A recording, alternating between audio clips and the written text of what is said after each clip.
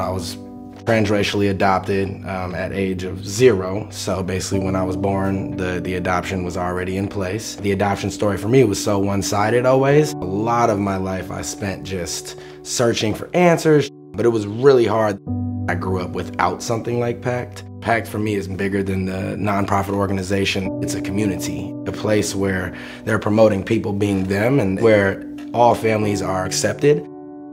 Pact and Adoption Alliance is a nonprofit organization whose mission is to serve adopted children of color with lifelong support, education, and community. Adoption too often is still a business. We need to change that. It means that when we do placement, we see placement as just the beginning. Pact approaches adoptions just so differently from other organizations. They really have figured out how to try to do this ethically. Ethical adoption means talking to all parties and preparing all parties for the complexities of adoption, that it's a lifetime journey. One of the misconceptions of adoption is that it's all unicorns and rainbows. There can be good outcomes for the adoptee, for the birth parent, for the adoptive parent, but it is not a one-sided narrative.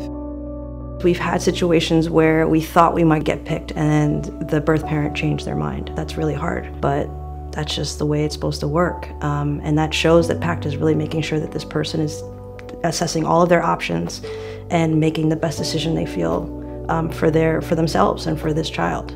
There are a lot of challenges that adoptees experience as a result of being placed in homes that are not the homes they were born into. And we are really working to create spaces and opportunities for families to build community.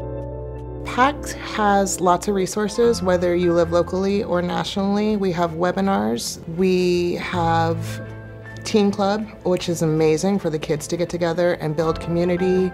We have picnics. I run a support group for adult adoptees of color to create this space and to give voice to adoptees. What Pact does that's unique is really listening to the adoptees and giving the adoptees a voice. As Pact's program has developed, we've thought a lot about what do we need to be doing. We quickly knew we had to do more for birth parents, and that very often, they're too often sort of cast aside. The Birth Moms Support Group was founded to support birth moms so they're able to speak in kind of like an open forum with other birth moms.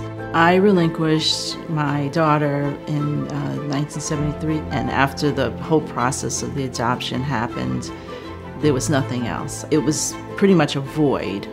I wish I would have had Pact because there's such a disconnect. If you're an adoptee, adoption is your life. There's no way to not have it impact your life.